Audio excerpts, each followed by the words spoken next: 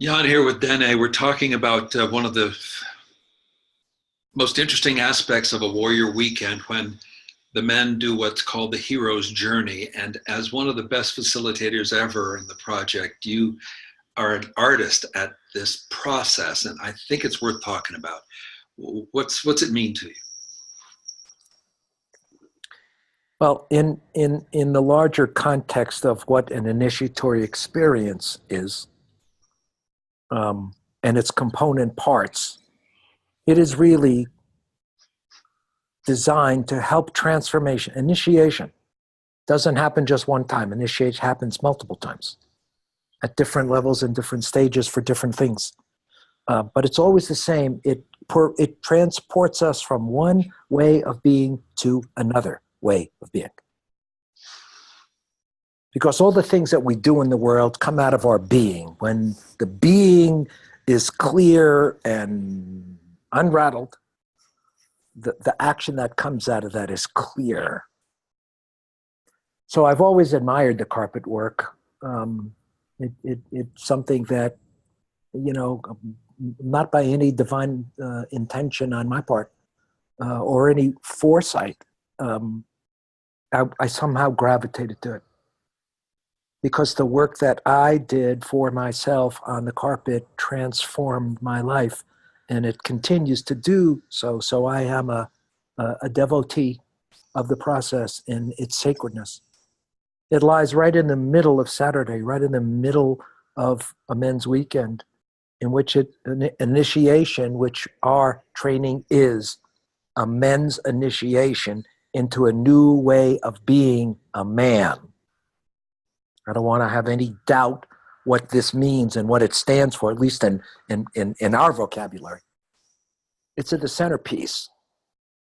There's a descent. First part of the weekend is a descent in which comforts are challenged and taken away. We kind of strip a man, so to speak, to make him vulnerable. It scares him. It angers him. It shames him. We don't do any of those things. A man feels anger, shame, sadness, fear, whatever, which is exactly what the hero feels when he first decides to go on this adventure. It almost always begins, he was walking through a dark wood on a rainy, stormy night.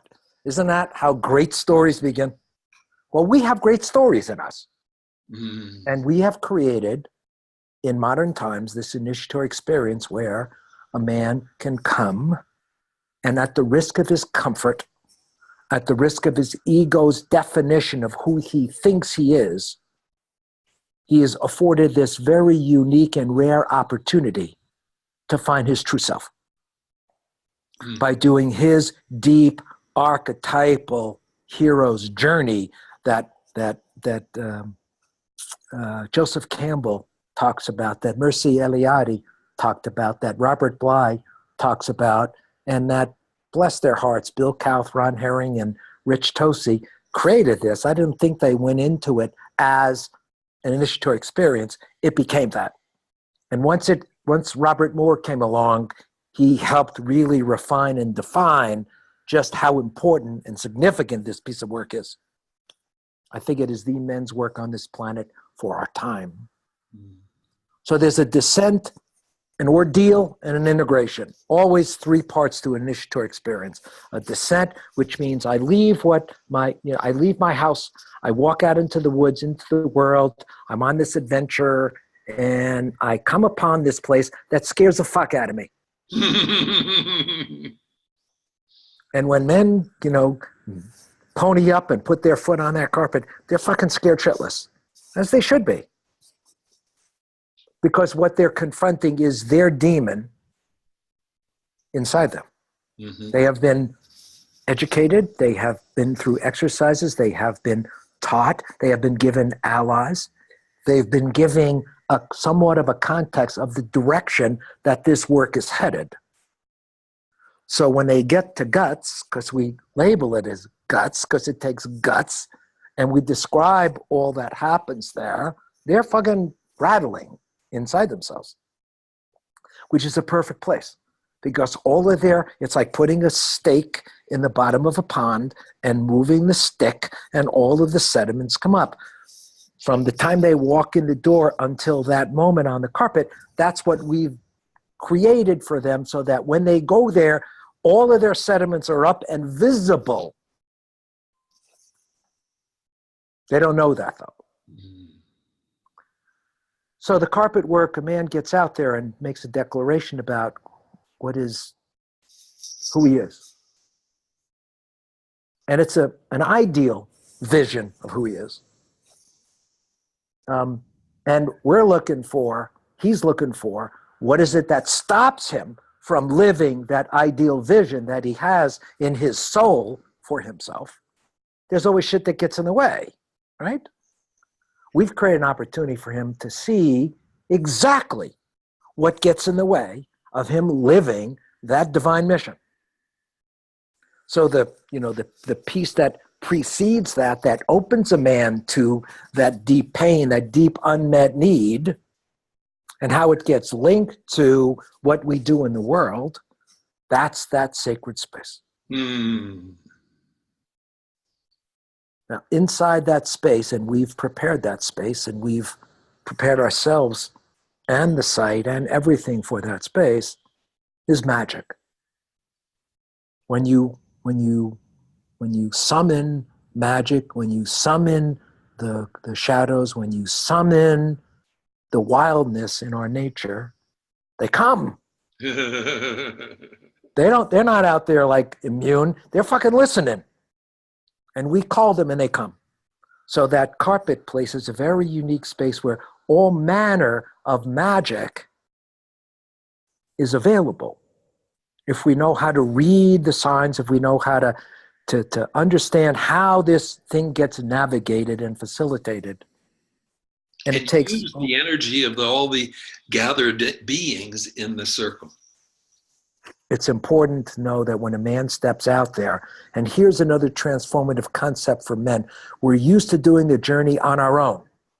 That's why it's so scary, because we feel we got to do it on our own with this rugged individualism that we've been imprinted, particularly in American men. I'm going to do this on my own.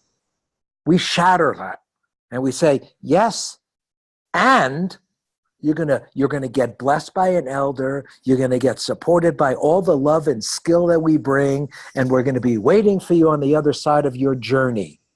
You're gonna struggle getting across the river, but get across the river you will, we promise you. And you're gonna be wet.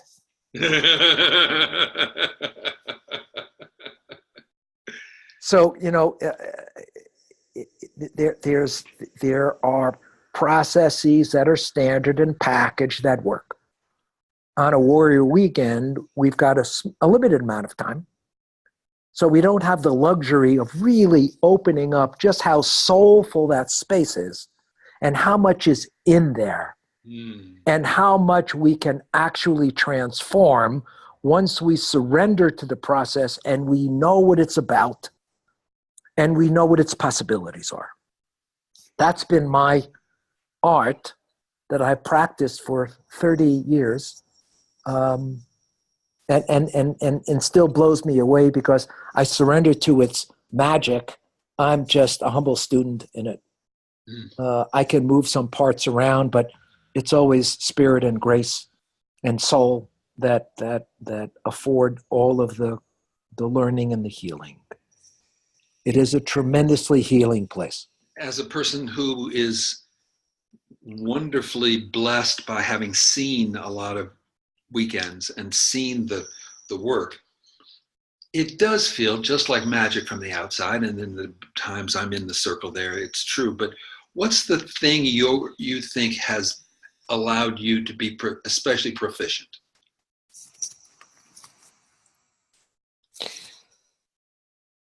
Well, I have looked at it as an art. It has become my art. And if you look at any art, whether it's painting or sculpture or writing, there's a certain craft to it.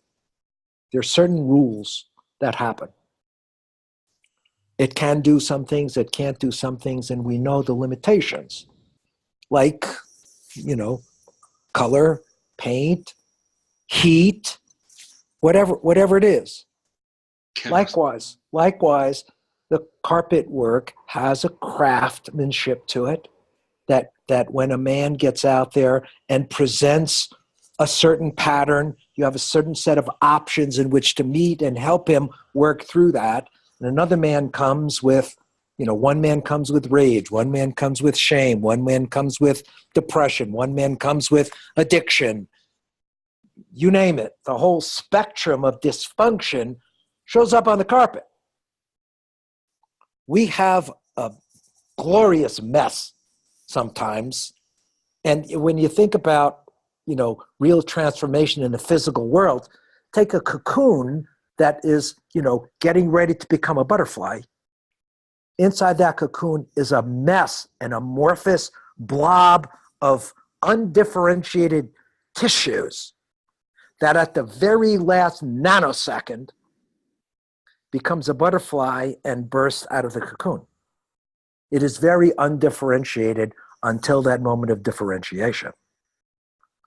Likewise, that's the artistry of it. Can we use the guidelines and follow the man and help a man get into the depth of the disturbance in him?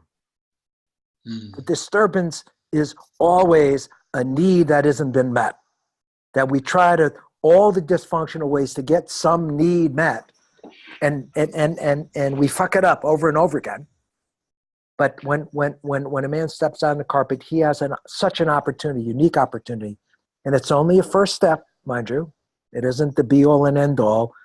Doesn't mean he comes out a butterfly. He comes out closer to one than an amorphous mess.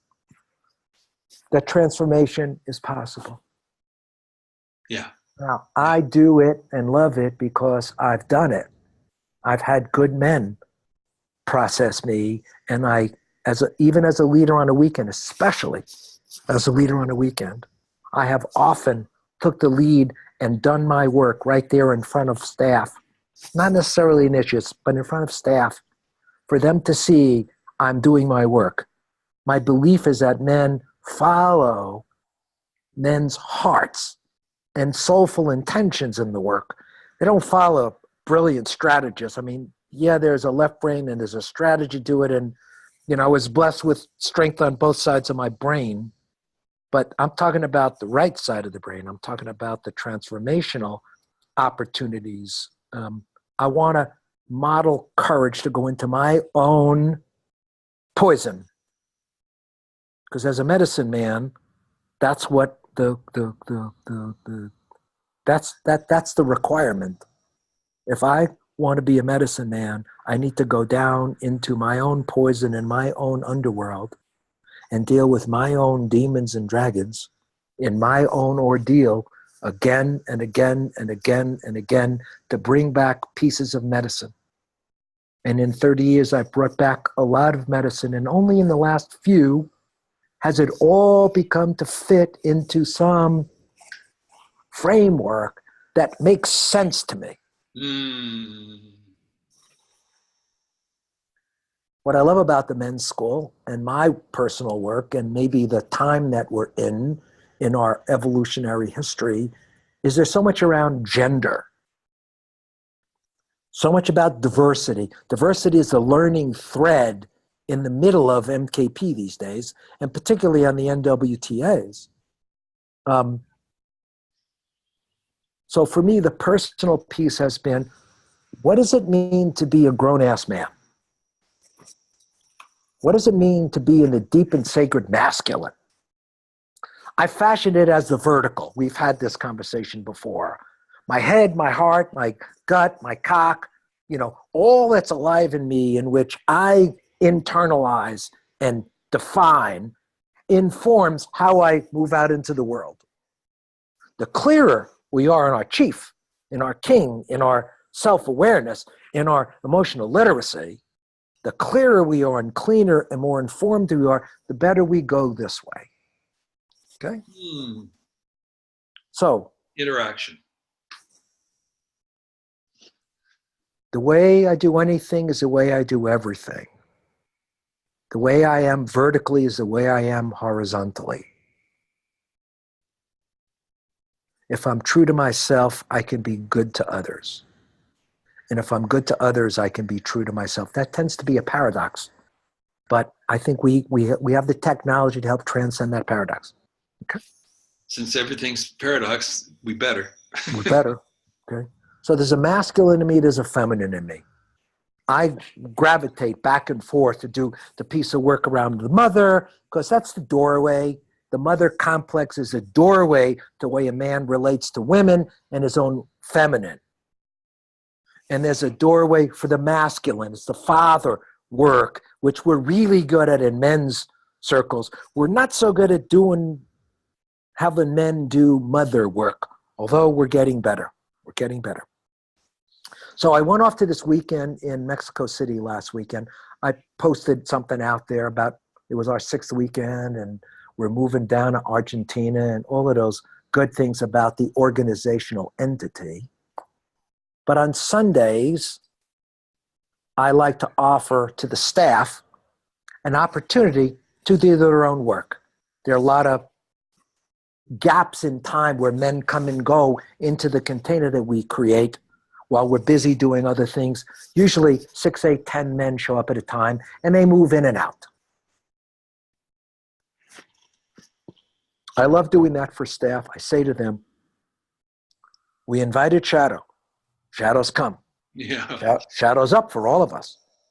We grapple with it. We get scared of it because we're looking at ourselves and all the shadow shit that comes up and it's like, ooh, fuck, it's scary. So I say to them, come, do a piece of work. Dump it here. Don't carry that poison home. If you carry that poison home, you're going to cross over that threshold into the feminine, and your wife or your partner or your kids or even your pets are going to feel your poison. Don't do that. Leave it here. Do your work. You can do this. So I create that space. And sometimes I'll step out and do a piece of work, and I was fortunate enough to do that. This masculine axis, this head, heart, gut, and cock, for me, it plays out in how I relate to authority, how I relate to this vertical axis, and the way we've been taught that power is up at the top of the axis and everybody else is down below, and men are always on this vertical axis evaluating their worthiness compared to other men. Yes. Now, there's something beautiful about that, but, I'm kind of reframing even that verticality. It's like we're on these monkey bars, and we're all moving up, and we're all helping each other at whatever level we are, helping those that are below us. We're trying to reframe that at some level in terms of not be competitive, but rather be cooperative with each other. Well, yeah, that it's not the whole be-all, end-all. It is essential, but it isn't complete. That's right. So I happened to get triggered by some guy that did a piece of work just in front of me that I was helping facilitate. And this guy is on his knees and tears are on his face and he's opening his arm to his father, thanking him. And I dropped like a fucking stone. As he gathered himself and moved off the carpet and that space opened, I stepped right out into the middle and I said, I need to do a piece of work. Now, for those of you particularly, my bumping up against the institution. I'm an old hippie. I was radicalized in 1965 against the military-industrial complex, and I'm now 70 and I'm still doing the same shit. We shall overcome. A lot of my writing, is trying to articulate the multiple tentacles of the patriarchal beast. The patriarchal beast shows up in this work as that rigid, controlling, masculine authority, power, the dominant, the poison that comes out of men attempting to dominate, that's spilling out all over the place. All of the sexual abuse, all of the financial abuse, all the ways that which men have accrued power at the expense of other people is becoming clearer and clearer to me. But we're not going to change those institutions, not as long as we keep voting for guys like Trump, but that's a whole other story. We got to do our own work around the vertical axis. So as many times as I've done work around my father, this feels like it was almost a final piece to the puzzle. Mm. I bring out my father, I bring out my grandfather, I bring out MKP, and I bring out God. Mm. That's a vertical axis, isn't it? That's a lineage for you. We can't, I believe I can't relate to God the Father through the distortion of my personal father. I can only find God in that deep hierarchical masculine that's holy when I heal the wounds of the personal father at each of the levels that it has happened until some place in me kind of surrenders. And that's what I did. I surrendered to each of them. Mm. Mm. And the way I did it was I thanked them, my father, my grandfather, and the wounds I got from them, MKP and the wounds I got from them, and God, the wounds I've imagined getting from God. I said, thank you for the gifts you gave me, all the ways I've taken on what I didn't get from you and made it about you. I return to you. All the ways I've judged myself through your lens, I return to you. Even to God. I said, you know, if there is God, it's got to be love in the universe. It's got a masculine face, got a feminine face, and lives in here. So that God, the Father that we've all worshipped and adored in the religiosity of things, doesn't work for me now. It's like it's an energy, and it lives in me. God lives in me, and the devil lives in me, sometimes right next door to each other. At the same meal. So I bowed to each of those levels, and I said, thank you for the gift. Here's back the projections and the poison that I've carried, that I've made it about you. It's not about you. It's been part of my growth and learning. Thank you. And I completed.